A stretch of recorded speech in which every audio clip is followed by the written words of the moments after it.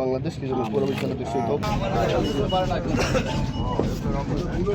আমরা আমাদের নেতা সব ব্যাপারেই খুব ওয়াদাবদ্ধ। আমি যখন যে বললাম যে আমার এলাকায় এই প্রবলেম, সাথে সাথে ব্যবস্থা নিয়েছেন, এটাই বড় জিনিস। তো সামনে আমরা আপনাদের পাশে থাকবো, কিন্তু আপনাদের কাছে একটাই কথা যে এই যে আজকে থেকে শুরু হচ্ছে এই জিও ব্যাগ দিয়ে এগুলি রক্ষণাবেক্ষণ, এগুলি দেখাশোনা করার দায়িত্ব আপনাদের।